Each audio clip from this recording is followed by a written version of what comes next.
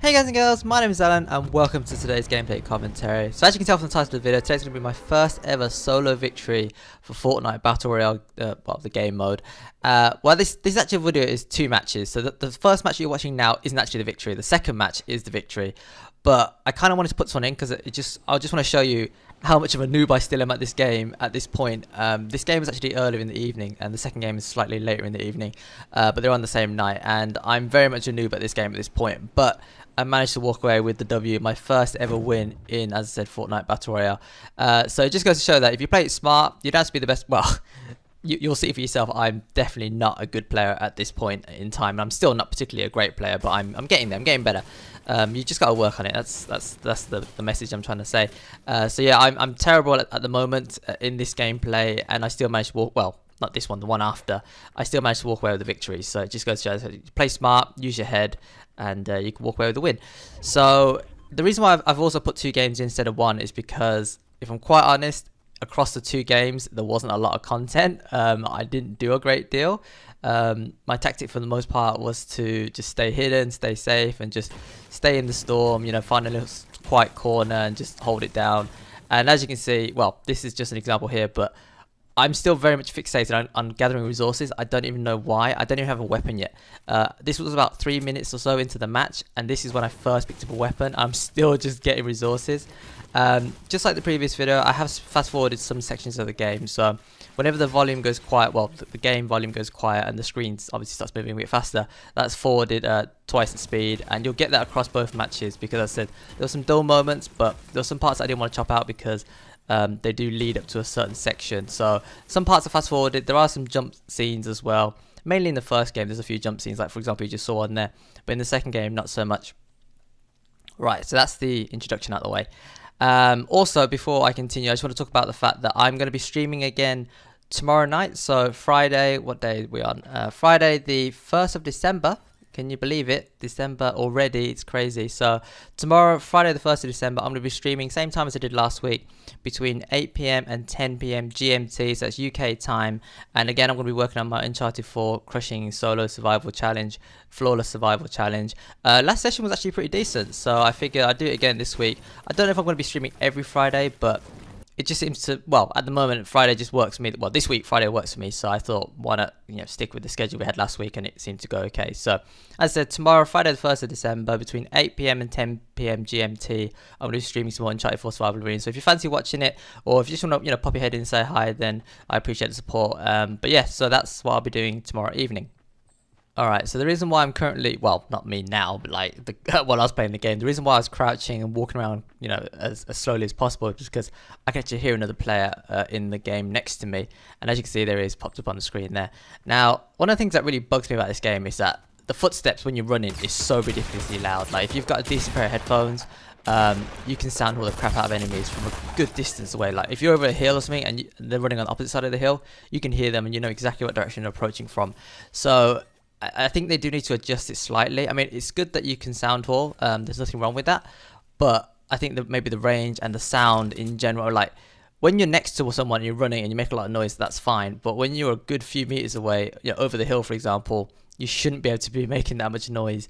It's just it's too easy for players to pick you off. And I think it's a bit OP if someone's got a better pair of headsets than you. So there is that to consider as well.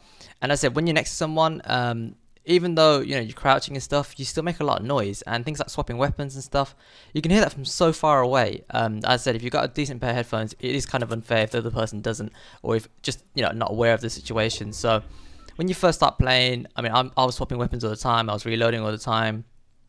All of this stuff makes a lot of noise, and if you don't realize it, like, now that obviously, when I come across someone, I'll immediately just stop moving altogether, stop doing anything, and just try and figure out what the situation is. And if they were sound hoarding me in the first place, it's very hard for them to know what I'm doing because I'm not making any noise whatsoever. So if you come across someone, or if you think you've been spotted or whatever, and they're searching the area that you're currently in, best thing to do is just stop and do nothing. If you swap weapons, you give away your location. If you reload, you give away your location. If you shuffle to one side to try and get a better view, you give away your location. So the best thing to do is just stop and just look. I don't know if I think if you spin around on the spot, it's okay. You don't make a lot of noise, but everything else will give away your location. So best thing to do sometimes, as I said, is just sit, do nothing, and wait for the dangers to pass. And you'd be surprised how many times that gets you out of a sticky situation. Right, so I killed this guy. I also killed the other guy. The other guy, I do not know how he managed to miss me. He has some decent weapons, but he was using the pump shotgun, and he failed so hard. I mean, I thought I was bad at this game, but damn. That guy needs to rethink. I don't know, panicked or whatever, but he completely missed all of his shots. It's a very slow rate of fire weapon. It does a lot of damage, but it's such a slow rate of fire weapon that I hate that pump shotgun so much. And he completely missed, and I managed to get him with not a great weapon. I mean, I'm okay with the scope rifles, but not CQC, so I don't know how the hell I managed to kill him. I did swap out to the burst in the end, and I managed to get the kill that way. And then the other guy, well, he had no chance. I had a scoped rifle, and he was just running in straight lines, so easy kill for me. And then, obviously, I gave it a bit of time before I went over to secure the loot, because it's a good idea to just sometimes just wait a bit, because the thing about playing solo is that when you get into an engagement, the chances are there's somebody else watching. And so it's always best to just give it a few seconds. The loot's not going anywhere, and even if someone does come and grab it, you can kill that person. It's easy to kill for you then, and then obviously you get the loot of the other person as well, all in one place. So pace to just be a little bit patient. Don't rush out straight away unless you know it's completely clear and safe. And as I said, there's no need to worry about it being stolen, because you can always kill the person who stole it, if you know what I'm saying. And the reason why I left some of these clips in is because my looting game is awful, and this is just one example. I mean, I pick up the bandages, which is fine, but I leave the blue shotgun. I don't know why I left the blue shotgun. I mean, I do have a purple SMG, but I didn't realize at this point in time that the SMGs suck ass. So I should have just ditched that. And I've also got 2 ARs as well. Fair enough, one of them scoped, but then I've also got a sniper. So the loot management is not great. As I said, it's a very early piece of gameplay, so I'm still learning stuff. And look at me panic building. It's just, I'm terrible. I'm just so bad at this point. I decided to build a wall, which is fine. That's pretty smart. Use my bandages. Again, that's not too bad. But, well, you'll see in a second, I make a massive error of judgment, and unfortunately, it does cost me, as you can see right there. So I didn't build high enough. I built 1, which is good, but he obviously saw it. He built over it, and he shot me. And I was like a fish in a barrel at that point. So, good plan, poor execution, and as a panic building is not something I'm good at. I'm working on it. I'm trying to get better at doing it, but it's very hard for me to do. And I don't know, maybe it's just because I'm playing with a controller, and I said in a previous video that the building mechanics on the controller are just really clunky, don't work very fast, and you can't like panic build stairs or walls straight away because you have to press multiple buttons, and when you're under fire, you're trying to get away from an enemy or something, it just doesn't work very well. As I said, maybe it's just practice, maybe I just need to put more time into the game, but yeah, it's something that I'm still working on. I find it kind of hard to do at the moment, panic building, so just working on that. And I might as well talk about it while I'm on the topic of building stuff. Is that the materials? So you'll pick it up as you play the game. But so wood's obviously the quickest thing you can build is made out of wood, but it's also the weakest. And the second fastest is bricks, and it's the second strongest. And then the strongest is steel, but it's also the slowest to build. Now, when something is actually building, you can shoot that object, and it only has a fraction of the health it has before it fully builds itself. So I mean, I don't know the numbers off the top of my head, but let's say a brick wall, for example. If at full strength it has 100 health, let's just say. It doesn't, but let's just say it does have 100 health. When it's building, it'll start off with 10, and then it'll go 20, 30, 40, 50, 60. So it doesn't come down as 100 straight away. It builds itself up to maximum strength. So if someone puts down a wall, for example, a steel wall, which takes a really long time to build, if you've got enough rounds in your clip, you could shoot through that wall that's being built, and then shoot the target behind. So that's something, again, you'll pick up as you play the game, but sometimes it's best to just, I don't know, flank if possible, because you don't really be wasting rounds shooting at an object when you could go around and potentially shoot an enemy. Speaking of shooting, I don't know what the hell happened there. As you can see, I completely missed every single bullet, and I realized that my sensitivity was way high, so I decided now was a good time to jump into the menus and tinker with them. And I hear this person come into the house, so I get out of the menus as soon as I can, turn around, I spray him to death, and I wonder why they didn't shoot me, but then I pick up the weapon and I realize that they've got no bullets left, so I don't understand what happened outside, because there was a few people fighting, someone died, this person's only got 1 weapon, so this person obviously wasn't the one that killed the other person. Maybe there were more than 2 people floating around outside as well as the person who died. So yeah, they didn't have any rounds, which is kind of lucky for me, otherwise it would have been a quick death, but they did strip away almost half of my shields, which is a little bit annoying. And then I just go around collecting more resources, which is why I decided to fast forward this section. Right, so a couple more notes about the materials before I move on. So I don't know if you've ever done it or seen it, but well, you can see it all the time, but whenever you hit an object that you collect for materials, a circle target will appear. Now, I had no idea about this until I saw like a message on the splash screen. But if you aim for that target when you're collecting materials, you actually collect it a little bit faster. I don't know how much faster, but that's where you get that funny noise from. So when you hit a target, it goes dum dum dum dum into a tune or whatever. So it's really quick for taking down trees, for example. You can take down most trees in like 3 or 4 hits if you hit the targets all the time. Rocks similarly, and then like panels, or just if you're destroying an enemy base, for example, not that you would with just a pickaxe, but if you aim for the targets, they will destroy quicker than if you didn't aim for the targets. So try it out for yourself, and it's something that, again, as I said, the problem with Fortnite is that not a lot is explained to you. There isn't a tutorial mode. There isn't well, I mean, there's plenty of guides online, but there's not an official one from Fortnite, you know, as you download the game, that they put you through a tutorial trial or anything to show you the examples. You just sort of just jump into a game, and if you die, then you've just got to jump into the next one and just try again. So it's a bit frustrating in that sense, because I'd like to have an environment where I could just test this stuff out and just, you know, practice my shooting. I mean, like, I had to adjust my sensitivity in an actual match after I'd fired a weapon at a real person for the first time.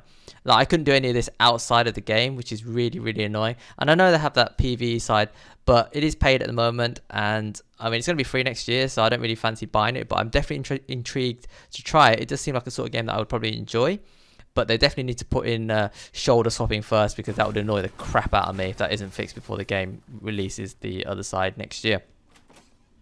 Also, the other thing I want to talk about is that I think I don't know if people intentionally do it or if they just sort of don't realize, but, you know, some buildings contain just like drops of wood or drops of steel or bricks. You know, there's like a pile of them, and they're like 30 each, which is, you know, it's enough to build 3 walls, which isn't a huge amount, but it's easy collection of materials, right? So if you can get it, why not? And I don't know if people are missing them like on purpose or accidentally, but I class that almost as good as picking up ammo, because I mean, it's just easy materials. You don't have to collect it. It doesn't cost you any time if you're passing through anyway, and it's safe because it doesn't make any noise. You just pick it up instead of doing what I'm doing, which is constantly making a lot of racket by smashing every single object that I see on the map.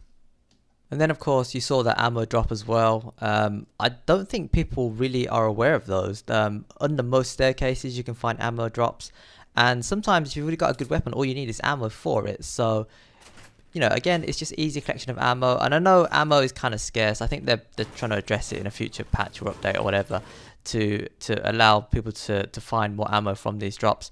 But again, if you don't search these boxes, then, you know, potentially you could run out of ammo in a firefight, and that's the last thing you want to happen, really. Right, so the final thing I want to talk about is, I guess, the map itself. Now, when I first started playing, I was a bit surprised that there's only one map. I mean, I play things like Call of Duty, Battlefield, blah, blah, blah, and all of these games have more than one map, right? So I thought, well, one map, that's a bit weird. But obviously the scale of the map is completely different to anything you'd... Well, okay, a Battlefield map is kind of big, but still.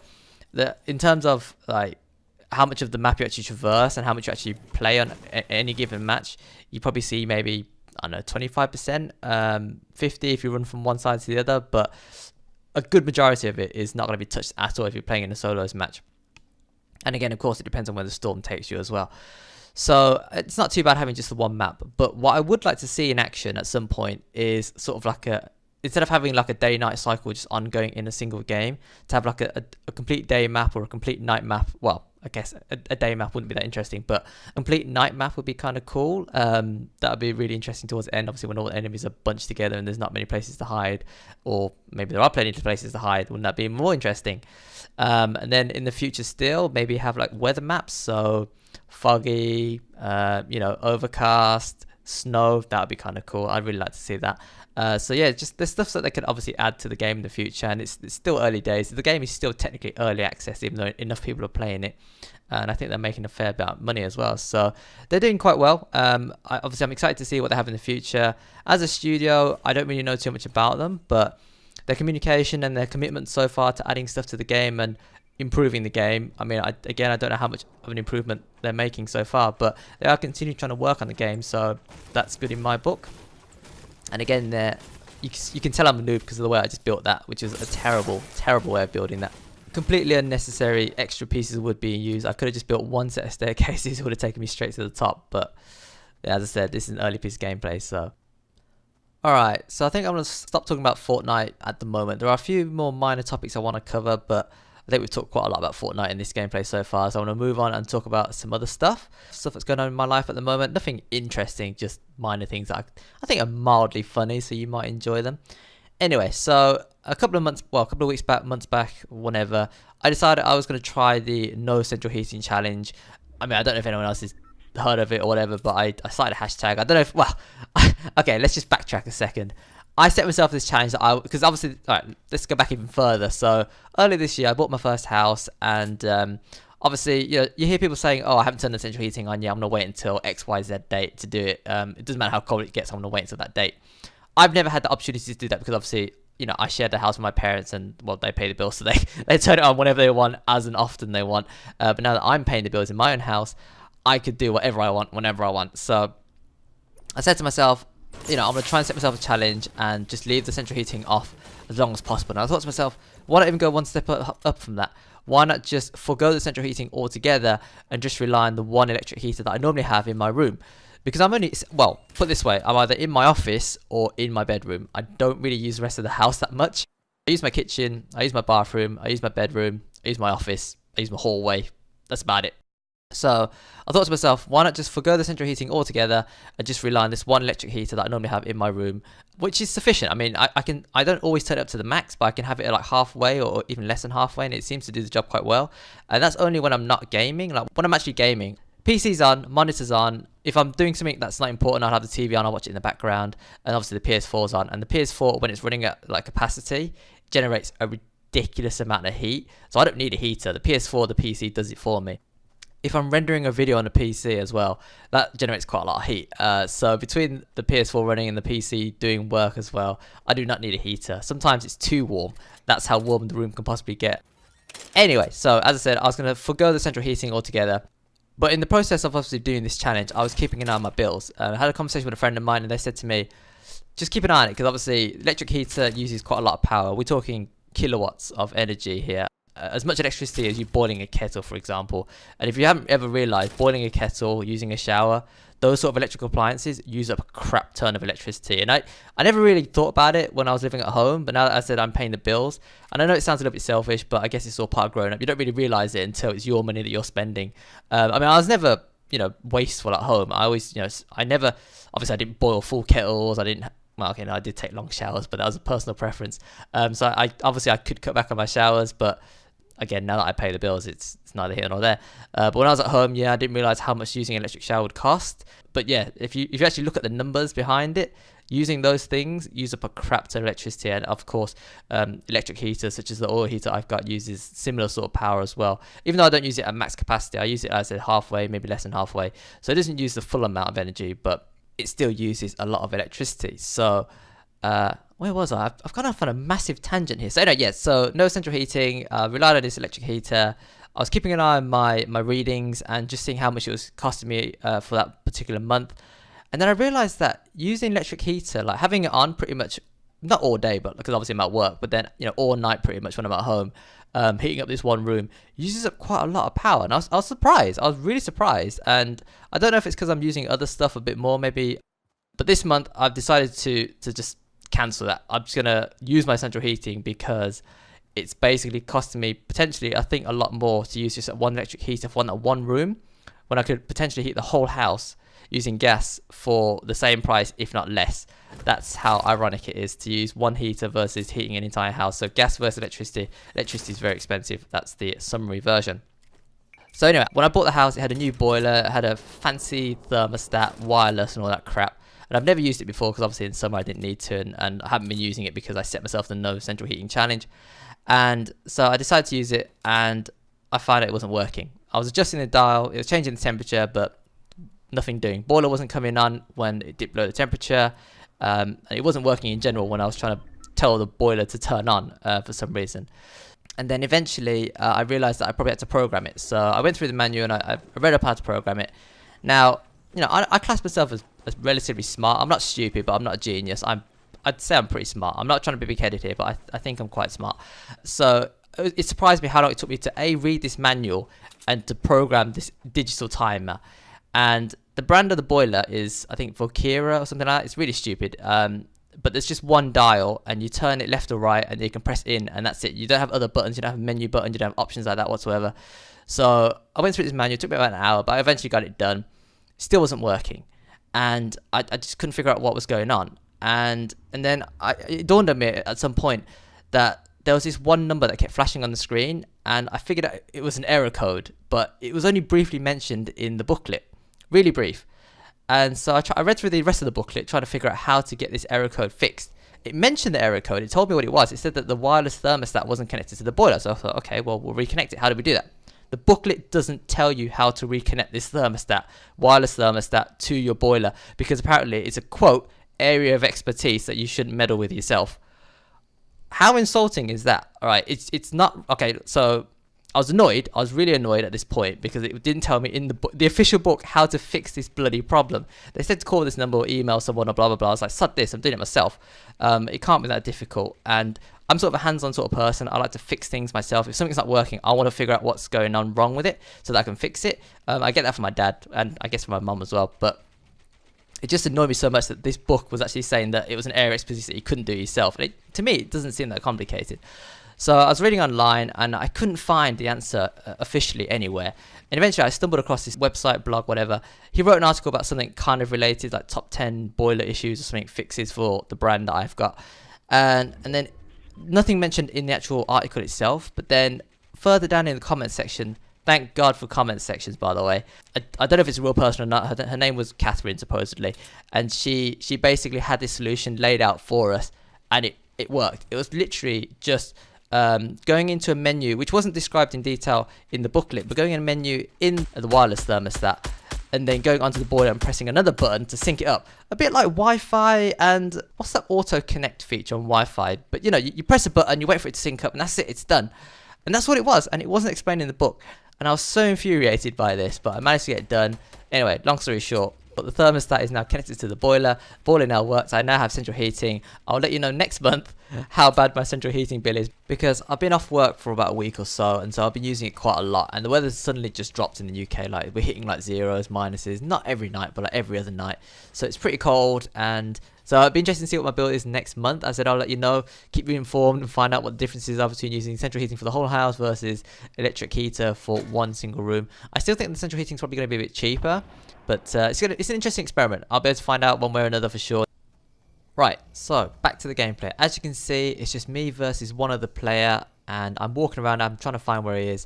Technically, I'm moving away from the safe zone, but I've got a bit of time to work with, so I decided to flank and just stick as close to the edge of the storm as I can. Accidentally drop into the storm there, take a tiny bit of damage, but no harm done too much.